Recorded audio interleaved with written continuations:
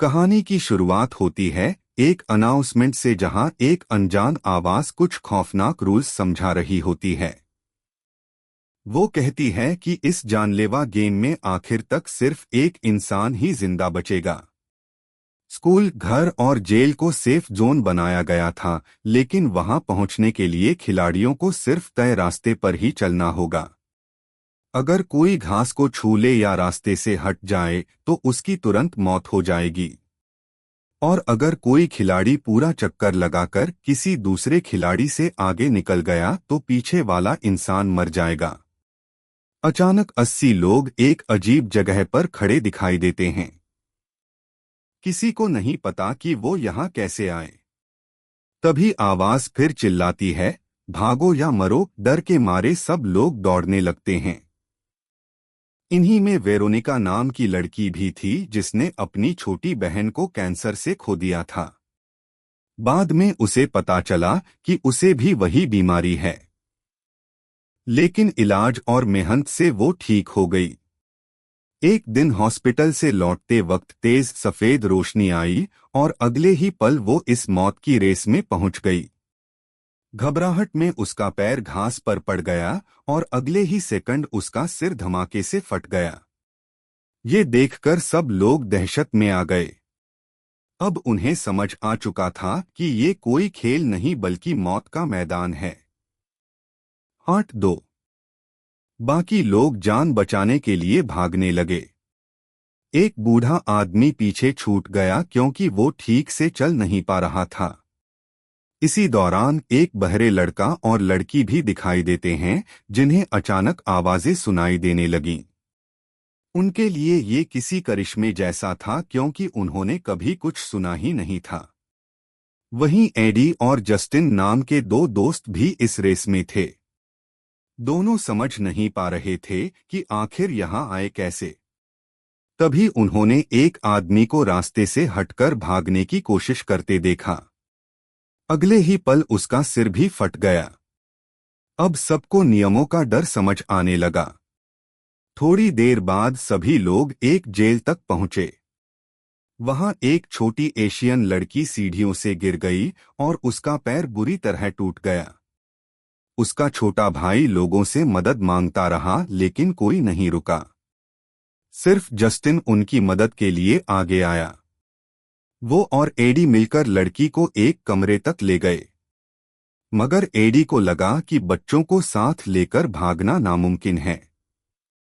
Justin मजबूरी में बच्चों से झूठ बोलता है कि वो मदद लेकर वापस आएगा, लेकिन दोनों दोस्त उन्हें वहीं छोड़कर आगे बढ़ जाते हैं। जस्टिन अंदर से टूट रहा था क्योंकि उसे एहसास था कि वो मासूम बच्चों को मौत के लिए छोड़ रहा है। आगे रास्ते में उनकी मुलाकात एक पादरी से होती है जिसे यकीन था कि उनसे बात करने वाली आवाज खुद भगवान की है। उसका कहना था कि वो सब स्वर्ग और जहन्नुम के बीच फंसे हुए हैं।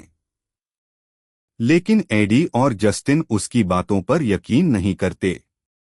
कुछ देर बाद वो एक चर्च तक पहुंचते हैं जहां पादरी जीसस के क्रॉस की तरफ बढ़ जाता है और गलती से रास्ते से हट जाता है। अगले ही पल उसका सिर फट जाता है। ये देखकर हर कोई कांप उठता है। बाद में एडी और जस्टिन दोबारा शुरुआती जगह पहुंचते हैं जहां बूढ़ा आदमी अब भी पड़ा था। अगर कोई खिलाड़ी एक और लैप पूरा कर लेता तो बूढ़ा आदमी मर जाता। बहरे लड़का लड़की बूढ़े की मदद करने लगते हैं और बाकी लोगों को रोकने की कोशिश करते हैं। कुछ लोग रुक जाते हैं लेकिन कई लोग डर के कारण भागते रहते हैं। तभी एक मुस्लिम आदमी नमाज पढ़ने लगता है। ये देखकर एक गुस्सैल औरत उस पर इल्जाम लगाने लगती है कि उसकी कौम की वजह से दुनिया में तबाही आती है। माहौल तनावपूर्ण हो जाता है लेकिन एडी उसे शांत करवाता है। उसी दौरान पीली जर्सी वाला आदमी एडी से दोस्ती की बातें करता है और अचानक उसे धक्का देकर दोबारा भागने लगता है। जैसे ही वो आगे निकलता है, बूढ़े आदमी का सिर फट जाता है। अब सिर्फ 58 लोग जिंदा बचे थे। ये देखकर जस्टिन गुस्से में पीली जर्सी वाले के पीछे भागता है, क्योंकि उसे डर था कि वो घायल बच्चों को मार देगा। उधर वो दोनों बच्चे बड़ी मुश्किल से आगे बढ़ रहे थे। तभी उन्हें जस्टिन दिखाई देता है और वो सोचते हैं कि वो उन्हें बचाने वापस आया है। लेकिन जस्टिन वक्त पर पीली जर्सी वाले को रोक नहीं पाता और अगले ही पल दोनों बच्चों के सिर फट जाते हैं। जस्टिन खुद को माफ नहीं कर पाता। दूसरी तरफ पीली जर्सी वाला लगातार लोगों को पार करता जा रहा था और मौतें बढ़ती जा रही थीं। बाद में उसकी मुलाकात एक प्रेग्नेंट औरत से होती है। वो उससे अपने बच्चे के बारे में बताती है और उम्मीद करती है कि शायद उसे दया आ जाए। कुछ पल के लिए लगता भी है कि उसके अंदर इंसानियत बाकी है, लेकिन फिर वो कहता है कि वो अपनी जान खतरे में नहीं डाल सकता। जैसे ही वो आगे बढ़ता है, उस औरत और उसके पेट में पल रहे बच्चे दोनों की मौत हो जाती है। दूसरी तरफ 3 आदमी थककर पागल हो चुके थे।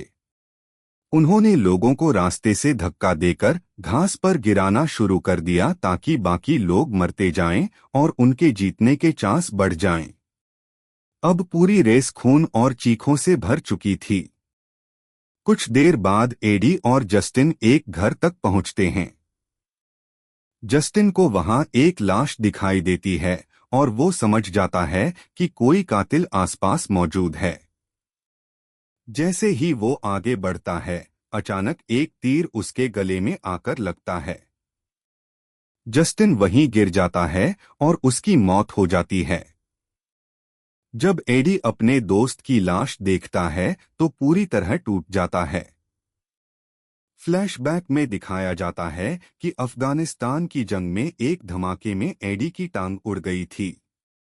उस वक्त जस्टिन ने अपनी जान जोखिम में डालकर उसे बचाया था। दोनों ने बर्फीली रात एक गुफा में गुजारी थी और वहीं से उनकी गहरी दोस्ती शुरू हुई थी। बाद में जस्टिन ने स्पेशल बच्चों के लिए स्कूल खोला, जबकि एडी वहां बच्चों को हिम्मत की बातें सिखाता था। लेकिन अब वही जस्टिन मर चुका था। गुस्से से भरा एडी उन कातिलों को ढूंढ निकालता है जिन्होंने जस्टिन को मारा था। एक एक करके वो सबको बेरहमी से खत्म कर देता है। दूसरी तरफ बहरे लड़का लड़की की मुलाकात फिर उस गुस्सैल औरत से होती है। तभी उन्हें दूर से पीली जर्सी वाला आदमी आता दिखाई देता है। डर के कारण वो हथियार उठा लेते हैं। लेकिन बहरी लड़की पहले ही एक लैप पूरा कर चुकी होती है और जैसे ही वो आगे बढ़ती है, उस औरत का सिर फट जाता है। ये देखकर लड़की सदमे में चली जाती है।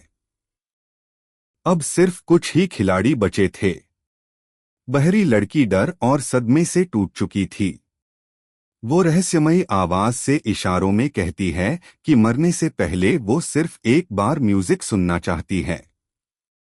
ये पल बेहद इमोशनल था क्योंकि उसने जिंदगी में कभी कोई आवाज नहीं सुनी थी।